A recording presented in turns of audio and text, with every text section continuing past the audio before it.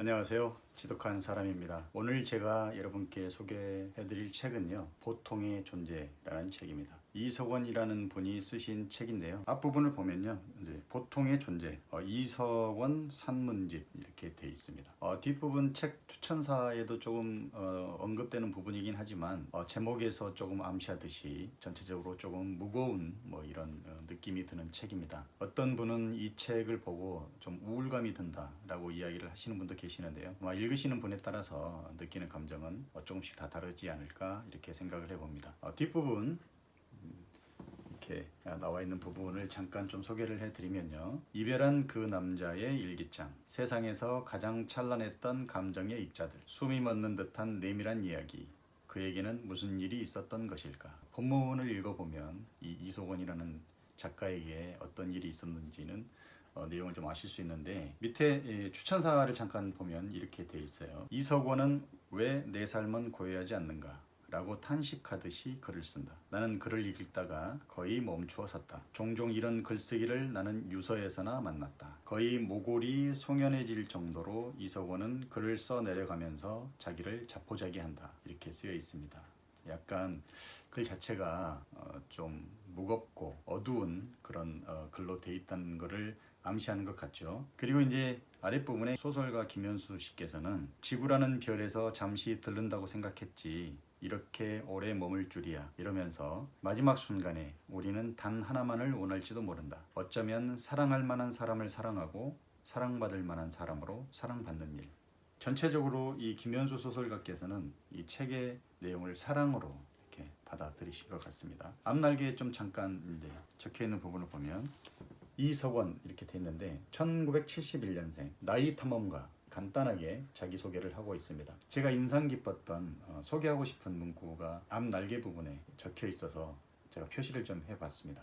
읽어드리면 모든 것은 어느 날 자신이 결코 특별한 존재가 아니라는 섬뜩한 자각을 하게 된 어떤 사건으로부터 비롯되었다. 그러니까 우리 스스로 전부 뭔가 특별한 사람이라고 생각을 하면서 살고 있을 수 있잖아요. 나는 지금은 특별하지 않더라도 꿈을 꾸고 그 꿈을 이루다 보면 뭔가 대단한 사람이 되어 있을 거야. 뭔가 엄청난 일을 하는 그런 중요한 사람이 될 거야. 그런 생각을 하면서 대다수의 사람들이 살고 있지 않을까 생각하는데, 그런데 거의 대부분은 보통의 존재로 살아가지 않나요? 자신이 결코 특별하지 않다는 어떤 특별한 존재가 아니라는 자각을 하는 그 순간부터 모든 것이 비롯되었다. 보통의 존재라는 것을 깨닫는 그 순간부터 모든 일이 시작되었다라고 이야기를 할 수 있겠죠. 이 뒷날개 부분에는 이 본문 중에 또 한 부분을 소개를 하고 있습니다. 한번 읽어드릴까요? 죽은 이후 한 가지 소원이 있다면 내가 생을 마친 후 나의 생을 장식했던 모든 출연진들이 나타나 축하의 꽃다발과 함께 박수를 치며 나를 격려하는 그런 순간을 맞이하는 것이다. 그리고 그들은 웃으며 내게 이렇게 말해준다. 모든 게 쇼였어. 내가 세상을 살아오는 동안 나를 절망시켰던 그 모든 모순되고 불합리하며 잔인했던 수많은 일들이 사실은 사실이 아니었다는 걸, 모든 게 다 인생이라는 연극이자 쇼에 불과했다고 말해주는 것이다. 그리고 이제부터가 진짜라고 해주면 좋겠다.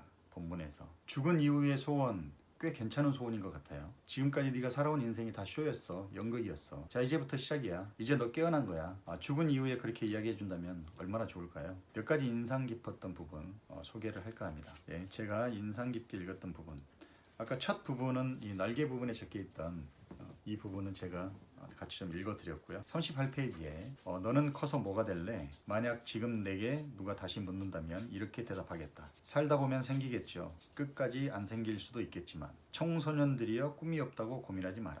그럼 관객이 되면 되니까. 그뿐이다. 이런 글에 대한 느낌들은 다 각자마다 좀 다를 것 같아요. 받아들인 느낌이, 누군가는 약간 패배의식 아니야? 뭐 이렇게 느낄 수도 있고, 맞아, 그래, 특별하게 다들 주인공이 될 필요 있어? 관객이 되면 되잖아. 관객도 연극의 아주 중요한 부분을 차지하는 요소잖아요. 네, 그렇게 생각하시는 분도 계실 것 같습니다. 또 그리고 이제 어른에 대해서 딱 한 줄 적어놓은 페이지가 있는데요. 어른, 자신에게 선물을 하게 되는 순간부터, 스스로에게 선물을 하게 되는 순간부터 어른이라고 이야기를 하고 있습니다. 언제 어른이 됐는지, 정말 내가 어른인지 모르고 살 때도 많이 있는 것 같습니다.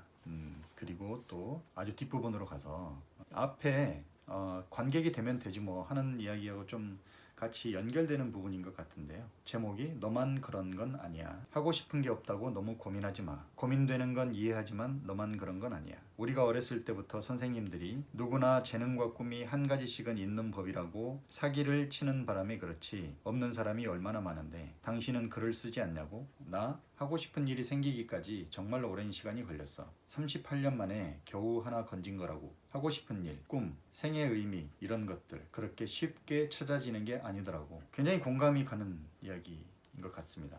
듣고 계시는 여러분들도 공감을 하시지 않을까. 저희는 어렸을 때 꿈을 가져야 되는 게 마치 정답인 것 같이 배웠잖아요. 그런데 정말로 그렇게 꿈을 가지고 사는 분들도 계시겠고 어렸을 때부터 그런 꿈을 향해서 정진하고 열심히 살아가는 분들도 계시겠지만 지금 이 순간까지도 내 꿈은 뭐지? 나는 뭘 해야 되지? 이렇게 고민을 하시는 분들도 굉장히 많으실 것 같아요.